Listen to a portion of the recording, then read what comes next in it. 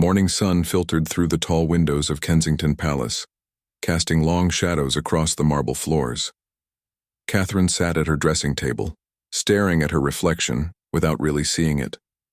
Her fingers trembled slightly as she reached for her pearl earrings. The same ones she had worn on her wedding day nearly 13 years ago, today felt different somehow, as if the very air around her had changed overnight. William had left early that morning for his royal duties, barely saying goodbye. She remembered the days when he would kiss her forehead before leaving, when his eyes would linger on her face as if memorizing every detail. Now his departure felt mechanical, routine, empty of the warmth that once filled their mornings together. The palace staff moved quietly around her, preparing for another day of royal engagements. Catherine watched them in the mirror, these people, who had become part of her daily life, yet she felt more alone than ever. The weight of her title, Princess of Wales, seemed heavier today. It wasn't just a name anymore. It was a burden she carried while trying to hold together a marriage that felt like it was slowly unraveling.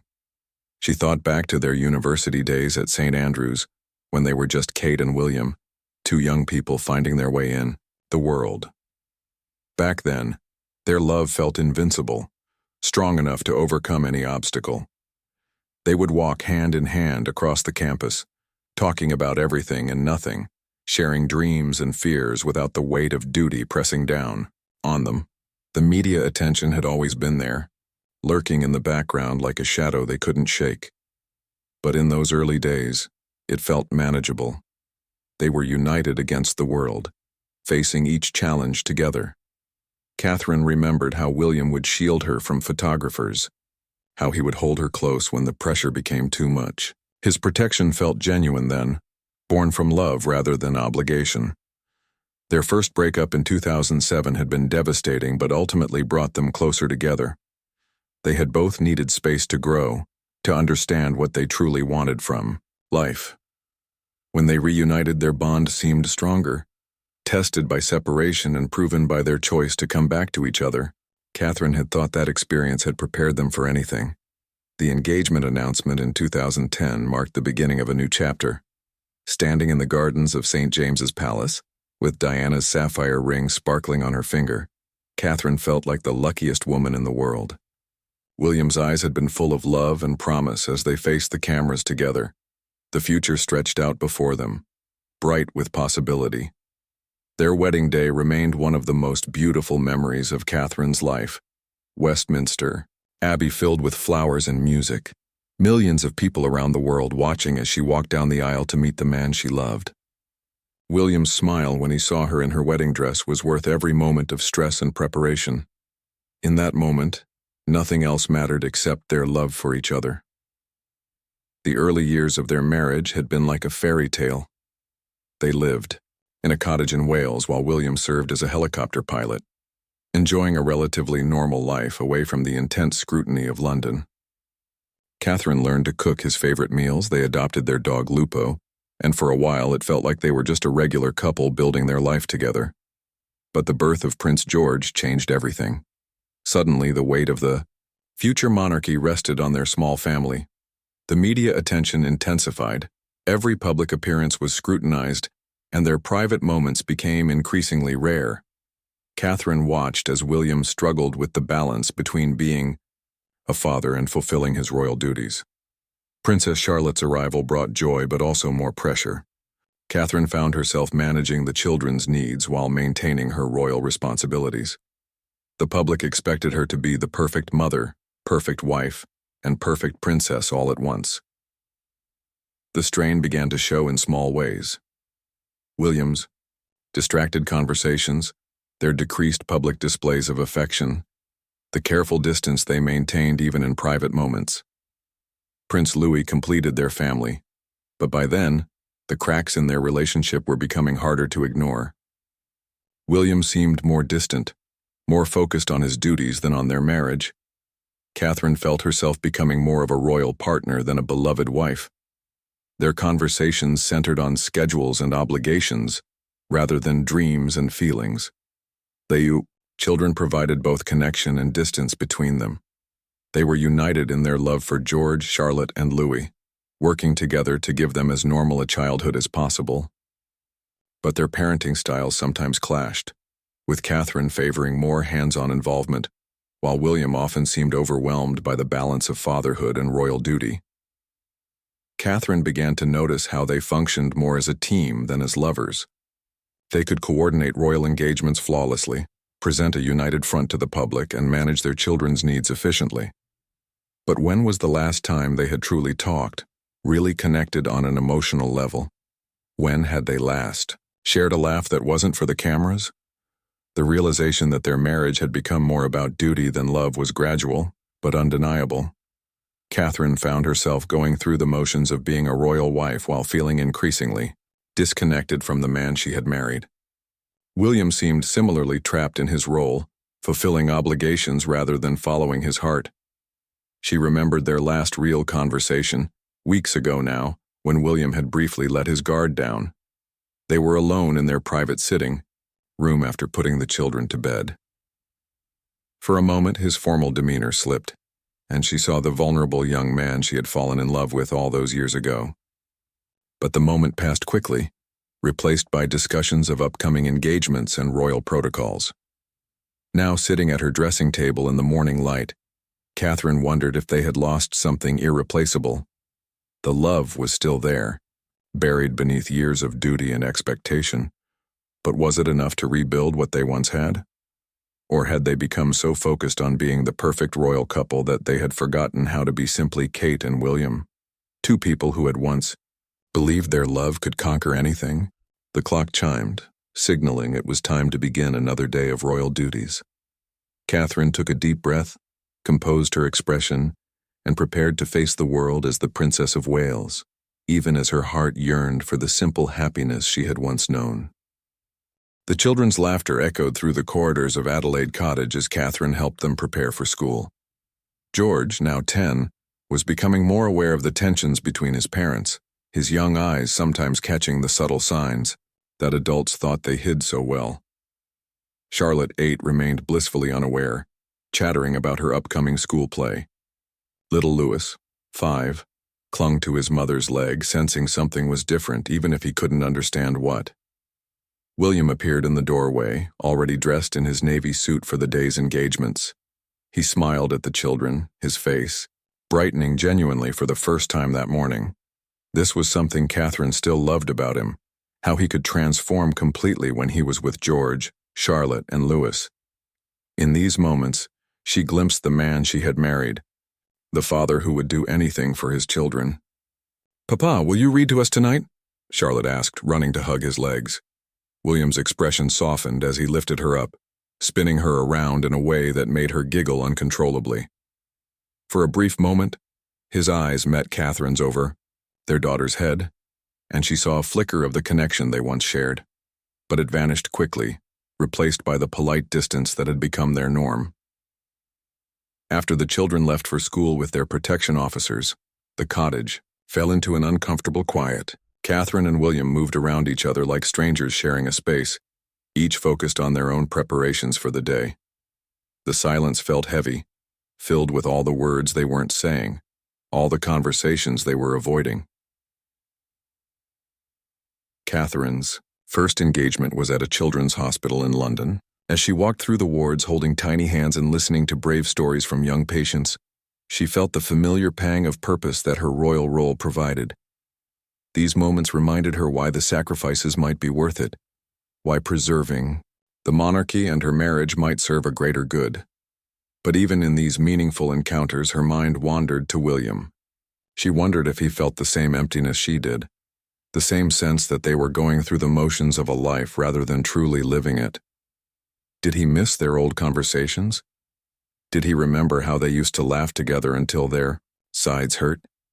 Meanwhile, William was attending a meeting about environmental conservation, one of his passionate causes. His staff noticed how engaged he became when discussing climate change and wildlife protection. It was as if he came alive when talking about issues he truly cared about, so different from the subdued man he seemed to be at home. During a brief break, William's private secretary mentioned Catherine's hospital visit, showing him photos that had already appeared online. William studied the images of his wife comforting sick children, her genuine smile lighting up her face. He remembered falling in love with her compassion, her natural ability to connect with people from all walks of life. When had he stopped appreciating these qualities? When had he started taking her for granted? The afternoon brought separate engagements for both of them. Catherine visited a secondary school to discuss mental health initiatives, while William attended a veterans event. They were both excellent at their individual roles, commanding respect and admiration wherever they went. Yet this very success, in their separate duties, seemed to highlight how far apart they had grown in their personal lives. Catherine found herself particularly moved by the teenagers she met at the school. Their honesty about mental health struggles reminded her of her own emotional challenges, though she could never speak so openly about her feelings. One 16-year-old girl asked her about finding balance in life, and Catherine struggled to answer honestly without revealing too much about her own struggles. "It's about finding what truly matters to you," Catherine finally said, "and making sure you don't lose sight of that no matter how busy life gets." Even as she spoke the words, she realized how far she had strayed from her own advice. When had she last done something purely because it brought her joy? When had she last prioritized her own happiness?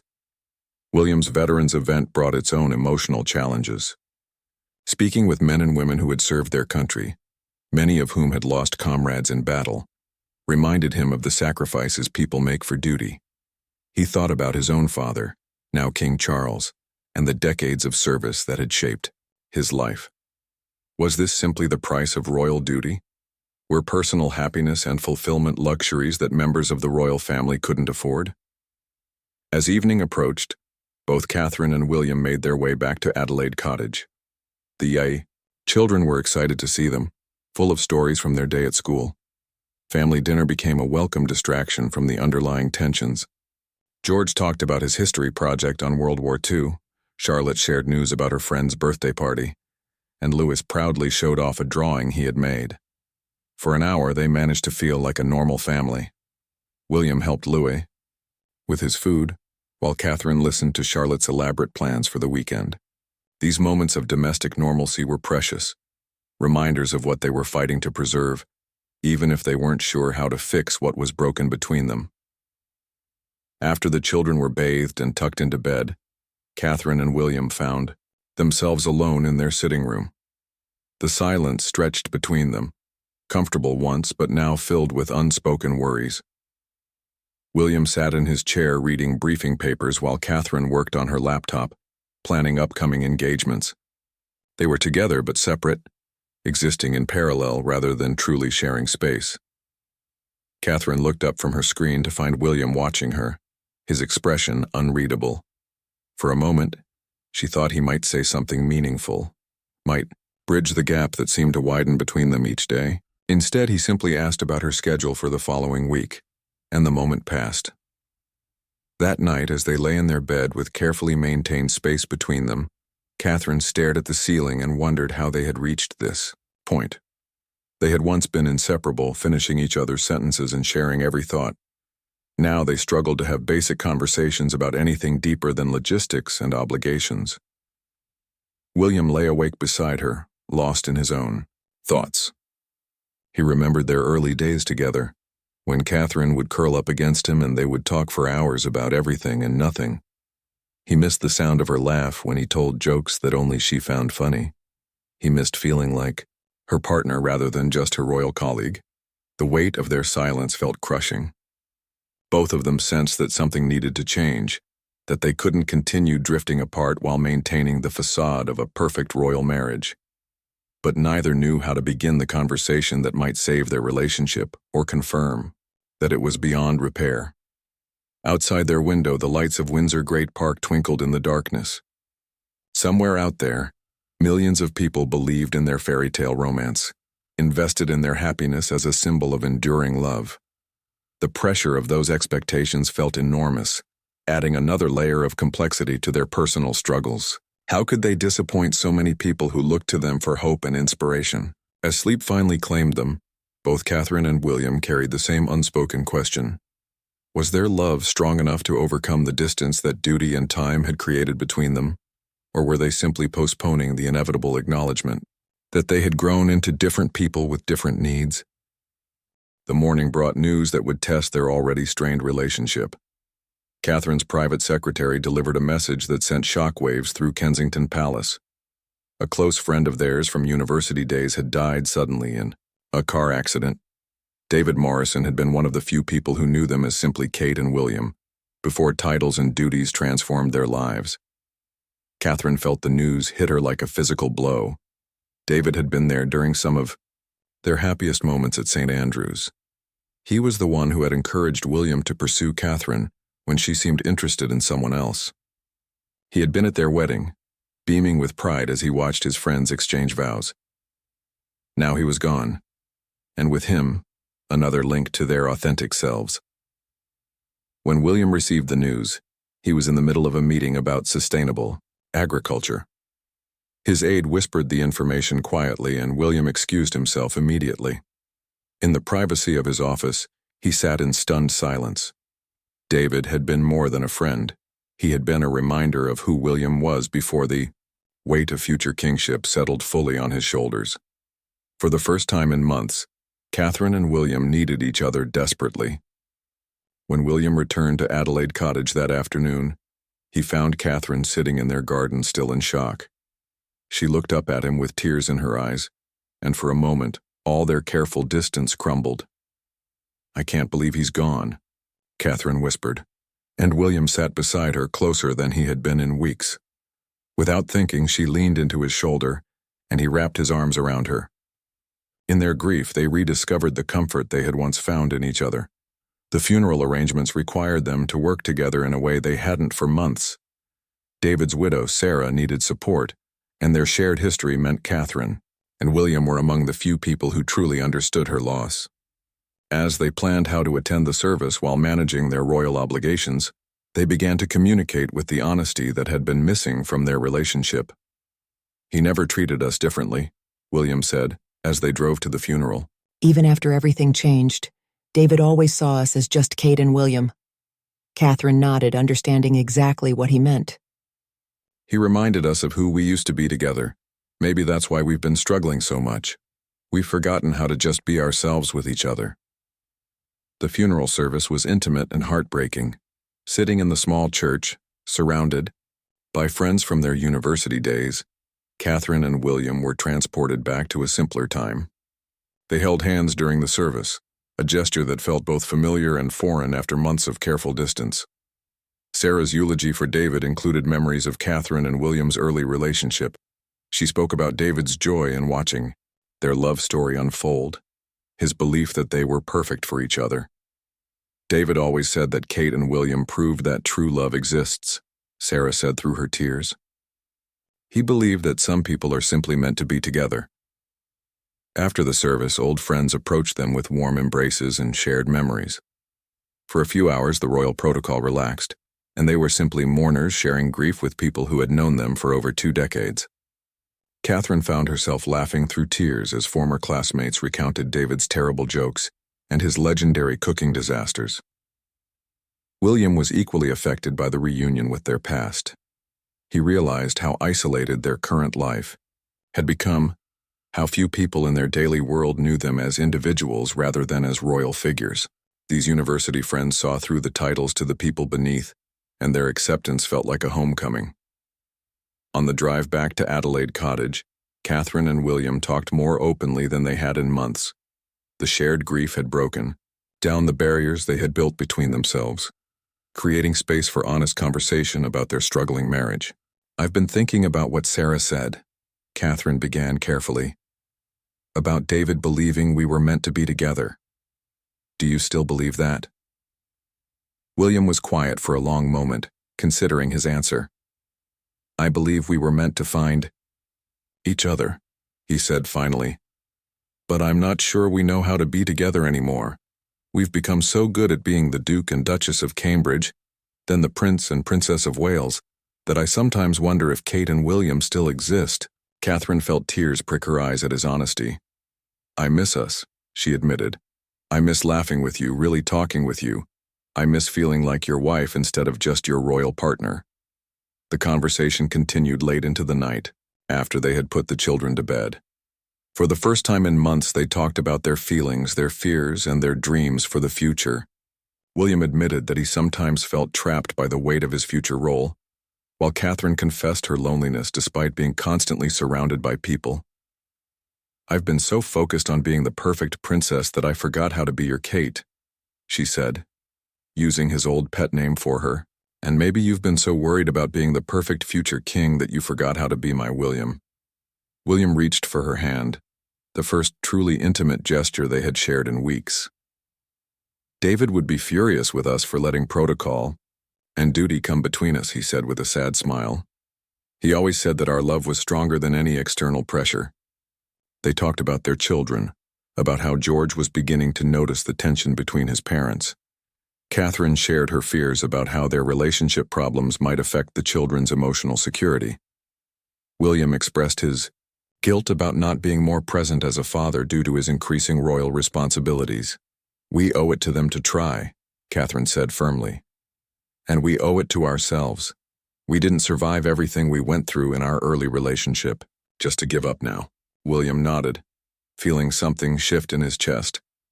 The grief for David had opened a door to emotions he had been suppressing for months.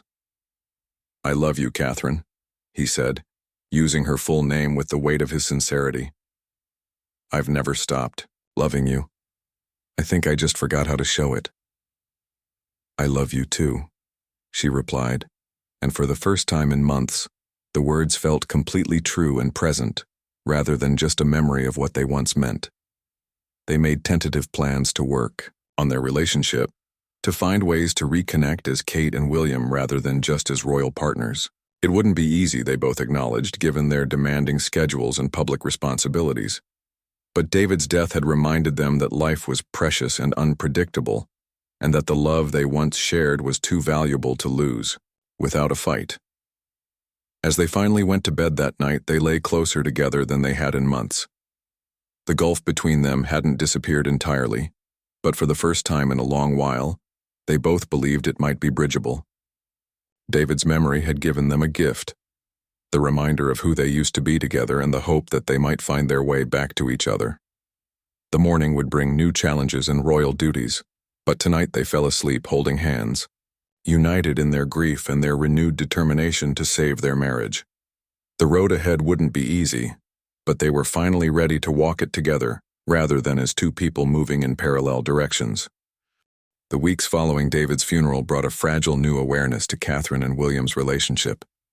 They were both trying harder to connect, but years of emotional distance couldn't be erased overnight. Small gestures became significant. William bringing Catherine her morning tea, Catherine asking about his day with genuine interest rather than polite obligation. However, the external pressures that had contributed to their problems hadn't disappeared. The media continued their relentless coverage of every public appearance, analyzing body language and speculating about the state of their marriage. Royal protocol still demanded perfection, and their packed schedules left little time for the private conversations they desperately needed. The first real test of their renewed commitment came during a planned tour of Wales. It was a significant engagement, marking important work in communities that held special meaning for them as Prince and Princess of Wales.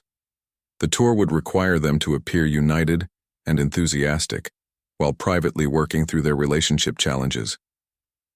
Catherine spent extra time preparing for the trip, not just reviewing briefing papers but also thinking about how to support William in his role. She noticed how he seemed more confident and relaxed when he felt her genuine encouragement, rather than just her dutiful presence. For his part, William made an effort to include Catherine more naturally in conversations with officials and community members, remembering how much more effective they were as a team when they truly felt like partners. The first day of the Welsh tour went better than either had dared hope. At a community center in Cardiff, they worked together to paint a mural with local children. William caught Catherine's eye as paint-covered 5-year-olds explained their artwork, and they shared a moment of genuine laughter. The cameras captured it, but more importantly, they felt it. A flash of the connection they were fighting to rebuild. That evening, in their hotel suite, They had their first argument in months. It started over something trivial, disagreement about the next day's schedule, but quickly revealed deeper issues. Catherine felt that William still wasn't truly listening to her concerns about balancing royal duties with family time. William felt that Catherine was being unrealistic about the demands of their roles. "You say you want to work on us, but you're still putting duty before everything else," Catherine said, her voice rising with frustration. "The children barely see you, and when you are home, you're distracted by work." "That's not fair," William replied, his own frustration evident. "I'm trying to balance being a father, a husband, and a future king. Something has to give, and it's usually my own needs." The argument continued for an hour, with both of them saying things they later regretted. But unlike their recent pattern of avoiding conflict, they didn't retreat to separate spaces. Instead, they stayed and fought it out, painful as it was. Eventually, exhausted and emotionally drained, they sat in silence on opposite ends of the sofa. "This is the most we've talked in months," Catherine said finally with bitter irony. "Maybe we needed to fight." William looked at her, seeing the pain in her eyes but also the determination. "I don't want to lose you, Catherine, but I don't know how to be everything everyone needs me to be." "I'm not asking you to be everything to everyone," she replied softly. "I'm asking you to be present with me and the children when you can be. Quality over quantity." The argument led to their first breakthrough. William admitted that he had been using work as an escape from the problems in their marriage, throwing himself into royal duties partly to avoid confronting their relationship issues. Catherine acknowledged that she had been resentful and withdrawn rather than communicating her needs clearly. They talked until nearly dawn, finally having the honest conversation they should have had months earlier. William explained the pressure he felt about his future role as king, the weight of knowing that every decision he made would be scrutinized and judged. Catherine shared her struggles with identity, feeling like she had lost herself in becoming the perfect princess. "I love our life," Catherine said as the sun began to rise over Cardiff. "I love our children. I believe in the work we do. But I need to feel like I matter to you as a person, not just as a partner in your royal duties." "You matter more than anything," William replied, taking her hand. "I think I've been so afraid of failing as a future king that I forgot I was already failing as a husband and father." The next day of their Welsh tour was transformed by their late-night conversation. They moved together with a renewed sense of partnership, supporting each other naturally rather than performing a well-rehearsed routine. At a veterans' housing project in Swansea, William found himself relaxing into his role while feeling Catherine's genuine support, rather than just her professional presence. Catherine noticed the difference immediately. When William spoke passionately about the housing crisis facing former service members, she felt proud of his compassion and dedication in a way she hadn't for months. This was the man she had fallen in love with, someone who genuinely cared about making a difference, not just fulfilling obligations. During a school visit in Bangor, they worked together to encourage young people interested in environmental conservation. Catherine watched William's face light up as he discussed sustainability with teenage activists, and she contributed her own thoughts about mental health and resilience. For the first time in months, they felt like true partners rather than two individuals performing parallel duties. The media coverage of the tour was overwhelmingly positive, with royal watchers noting the renewed energy between the Prince and Princess of Wales. But more importantly, Catherine and William felt genuinely good about their work together. They had remembered why they had chosen each other as life partners, not just as royal colleagues. On the flight back to London, they talked about practical changes they could make to protect their relationship while fulfilling their duties. William suggested blocking out specific family time that would be protected from royal engagements unless there was a genuine emergency. Catherine proposed that they take turns handling certain types of events, allowing each other more focused time with the children.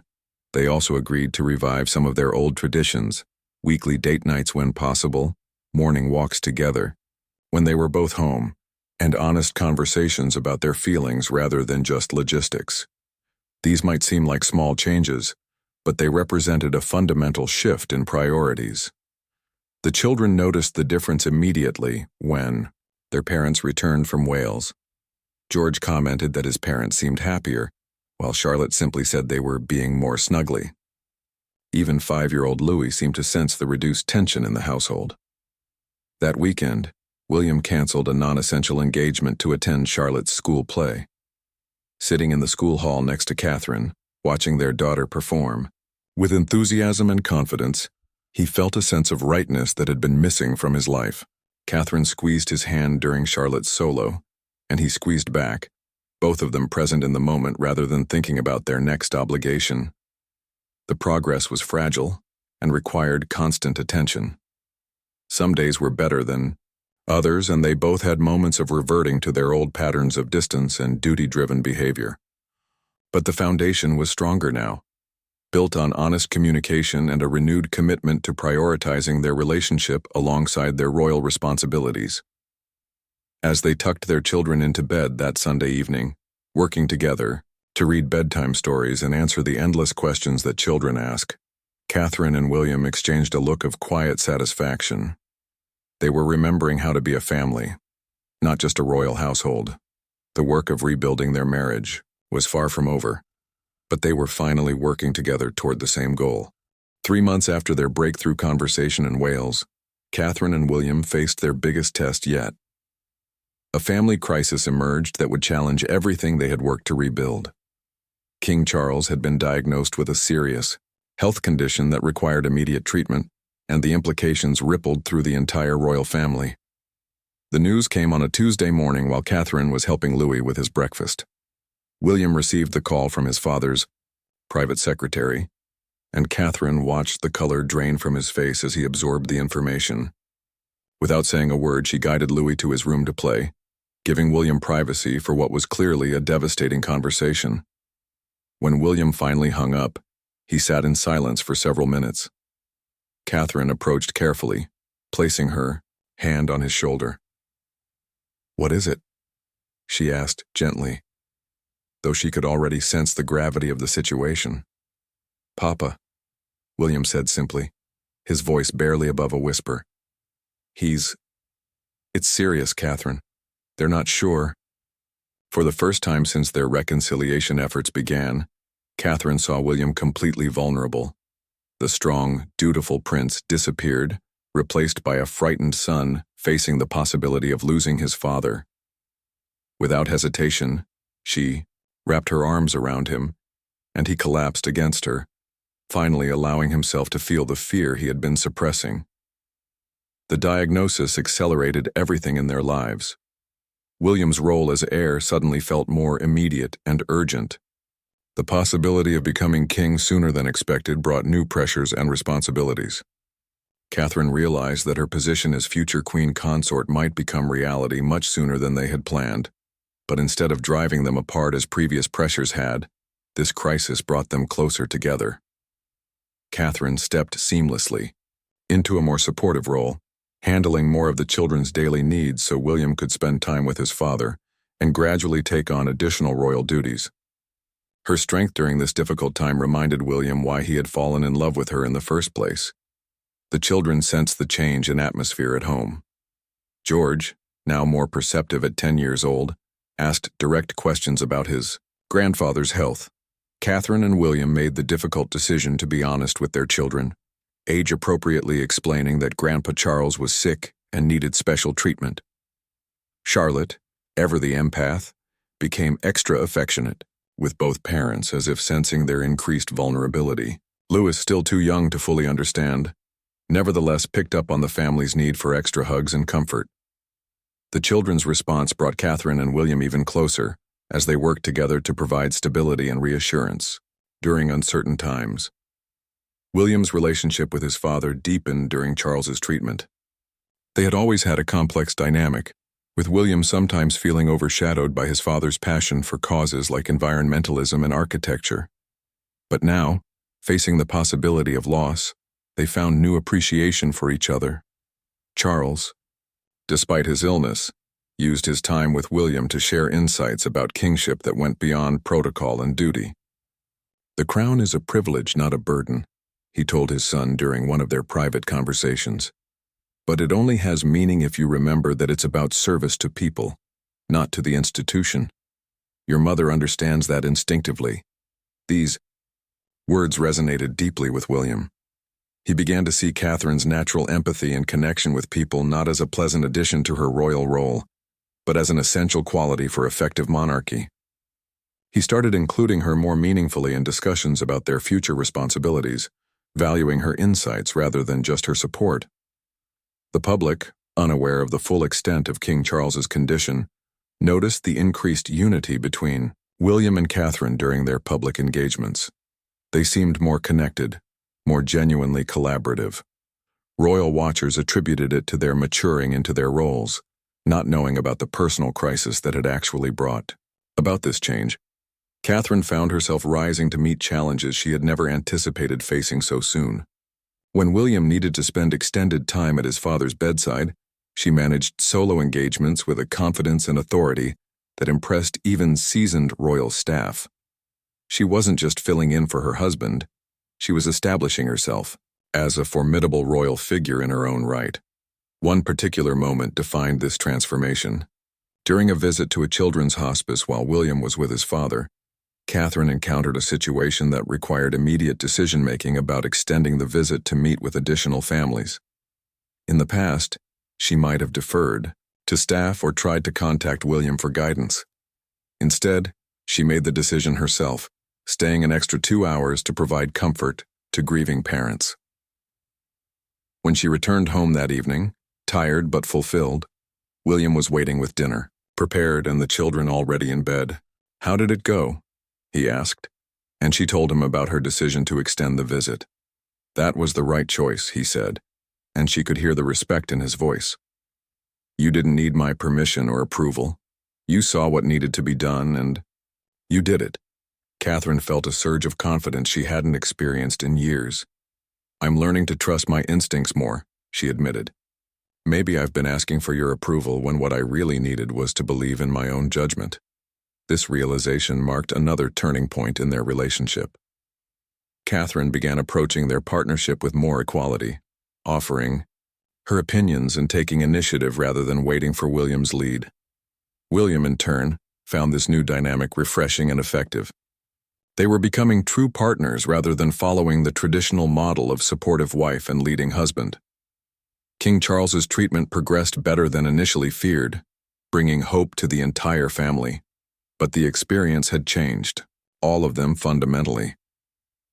William had learned to lean on Catherine in new ways, discovering depths of strength and capability he had always known she possessed but had never fully appreciated. Catherine had discovered her own power and authority, not just as William's wife but as an individual with valuable contributions to make. The crisis had forced her to step into a larger role, and she had not only survived but thrived. Their relationship, tested by the possibility of sudden, dramatic change in their lives, had proven to be more resilient than either had believed possible. They had moved beyond their earlier struggles with duty versus personal happiness to find a new synthesis, where their individual strengths complemented each other naturally. The children, too, had grown through the experience. They had seen their parents working together during a difficult time, supporting each other rather than operating separately. George began to understand more about what it meant to be part of a family that served others, while Charlotte and Louis simply absorbed the lesson that families stick together during hard times. One evening, after a particularly long day at the hospital visiting King Charles, William came home to find Catherine reading to all 3 children in the master bedroom. They had built a fort out of pillows and blankets, and Catherine was doing different, voices for each character in the story. The scene was so perfectly domestic and joyful that William felt his heart swell with gratitude. "Room for one more?" he asked, and the children squealed with delight as he climbed into the makeshift fort. For an hour, they were just a family enjoying each other's company, with no thought of royal duties or public expectations. Later, as they cleaned up the pillow fort together, Catherine noticed how relaxed William seemed, despite the stress of his father's illness. "You look happier," she observed. "I feel more like myself," William replied. "These past few months watching you handle everything with such grace, seeing how the children have adapted, I realized we're stronger together than I ever understood, not just as royal partners, but as a family. The experience with King Charles's illness had taught them both valuable lessons about priorities and partnership. They had discovered that their love could indeed overcome external pressures when they faced challenges as a unified team, rather than as individuals struggling separately with the weight of their roles. As King Charles's health gradually improved, William and Catherine found themselves changed by the experience. They had been tested by the possibility of accelerated responsibility and had proven to themselves and each other that they were ready for whatever the future might bring. Their marriage had not just survived the crisis, it had been transformed by it. The foundation they had rebuilt after their earlier struggles was now solid enough to withstand the pressures that had once threatened to tear them apart. They had learned to communicate honestly, to support each other's individual strengths, and to prioritize their relationship alongside their royal duties. Most importantly, they had rediscovered the love that had brought them together in the first place, stronger now for having been tested and proven resilient. 6 months later, Catherine stood once again at her dressing table, but everything felt different now. The same morning light streamed through the palace windows, but where once she had felt isolated and alone, she now felt grounded and purposeful. William's reflection appeared in the mirror behind her as he adjusted his tie, and their eyes met with a warmth that had been absent for too long. "Ready for today?" he asked, placing his hands gently on her shoulders. Today marked a significant milestone, their first major joint international tour since working through their marital crisis. It would be a true test of their renewed partnership on the world stage. "Ready," Catherine replied, covering his hands with hers. The simple gesture spoke volumes about how far they had traveled together. The physical distance that had once separated them even in the same room had disappeared, replaced by an easy intimacy that felt both familiar and new. King Charles had made a remarkable recovery, though the experience had left lasting changes in the royal family dynamics. William had stepped more confidently into his role as heir, while Catherine had emerged as a formidable force in her own right. Their relationship had been strengthened by facing the possibility of accelerated responsibility together. The children bounced into their parents' room, as had become their morning tradition. George, now 11, had grown more serious, but also more confident.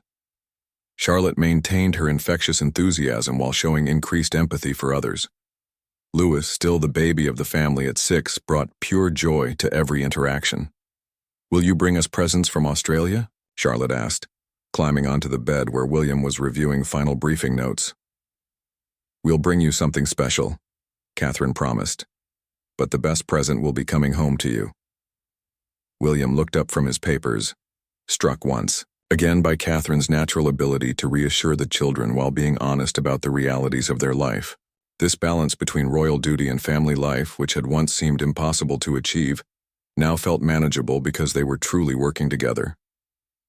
The flight to Australia provided them with rare, uninterrupted time together. Away from the constant demands of palace life, they talked about their hopes for the tour, their strategies for various engagements, and their excitement about returning to a country that held special memories from their earlier visits. "Do you remember our first tour here?" Catherine asked as they flew over the Pacific Ocean. "I was so nervous about everything." "You were perfect," William replied. "I was the one who was nervous. I kept worrying that I wasn't supporting you enough, that the pressure was too much." "And now?" Catherine asked, though she already knew the answer from the easy way they had been working together. "Now I know we can handle anything together," William said simply. "We're better partners now than we were even in our early days because we've learned to be honest about our struggles instead of pretending everything is perfect." The tour began in Sydney, where they were greeted by enthusiastic crowds and brilliant sunshine. Their first engagement was at a youth mental health center, a cause close to both their hearts. Watching Catherine interact with young people struggling with anxiety and depression, William felt immense pride in her genuine compassion and her ability to make each person feel heard and valued. For her part, Catherine watched William speak passionately about the importance of mental health support, and she saw the man she had fallen in love with. someone who truly cared about making a difference in people's lives. His authenticity and commitment reminded her why she had been willing to take on the challenges of royal life. Their teamwork during engagements was seamless, but not rehearsed. They supported each other naturally, with Catherine stepping forward when her particular skills were needed and William taking the lead when his role required it. Most importantly, they seemed to genuinely enjoy working together, finding energy and inspiration in their shared purpose. One particularly meaningful moment came during a visit to a domestic violence shelter in Melbourne. Catherine spent time with women who had escaped abusive relationships, listening to their stories with patient attention. When one woman broke down while describing her experience, Catherine simply held her hand and let her cry without trying to offer empty platitudes. William watched from across the room as his wife provided comfort through simple presence and genuine empathy. He realized that Catherine's strength wasn't just in her ability to fulfill royal duties. It was in her capacity to connect with human suffering and offer real comfort. This was why she had been meant for this role, not just as his partner, but as a force for good in her own right. That evening, in their hotel suite overlooking Melbourne's skyline, they debriefed the day's events as they had learned to do throughout their relationship recovery. They talked about what had gone well, what they could improve, and how they had felt during various interactions. "I'm proud of us," Catherine said as they sat on the balcony watching the city lights. "We're really working as a team now." "We always were a good team," William replied. "We just forgot how to trust each other for a while. We got so caught up in doing everything perfectly that we stopped being ourselves." The tour continued with visits to Brisbane and Perth, each day bringing new challenges and opportunities. They met with Indigenous leaders, environmental activists, military families, and schoolchildren.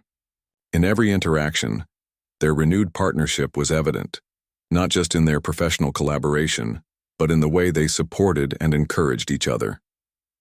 One of the most touching moments came during their final engagement in Perth, at a children's hospital. A 7-year-old girl named Emma, who was battling leukemia, had specifically requested to meet the Princess of Wales.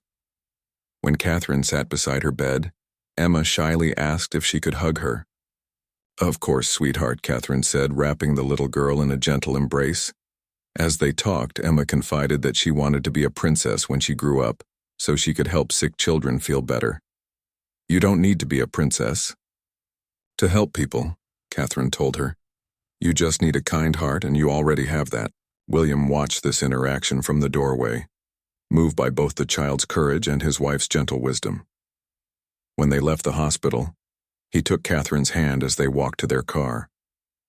"That little girl sees in you what I've always seen," he said quietly. "You have a gift for making people feel valued and loved. I'm sorry it took me so long to remember to tell you that." The flight home to London was reflective and peaceful. They had successfully completed a demanding tour while feeling more connected to each other than they had in years. The positive media coverage was gratifying, but more important was their own sense of accomplishment and partnership. As they approached London, Catherine looked out the window at the familiar landscape below. "I'm excited to get home to the children," she said, "but I'm also excited about whatever comes next for us." "Me too," William agreed. "We've proven to ourselves that we can handle the pressure without losing each other. That changes everything." The children were waiting at Adelaide Cottage when they arrived, full of questions about Australia and eager to see the promised presents. As the family gathered in the sitting room, sharing stories and laughter, Catherine felt a deep sense of contentment. This was what they had been fighting for, not just their marriage, but their family's happiness and stability.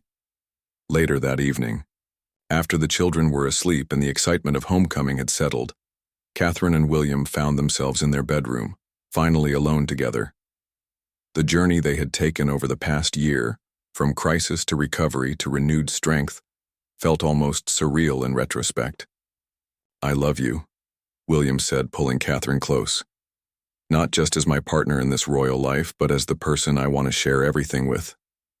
"I love you too," Catherine replied, feeling the complete truth of those words in a way she hadn't for too long.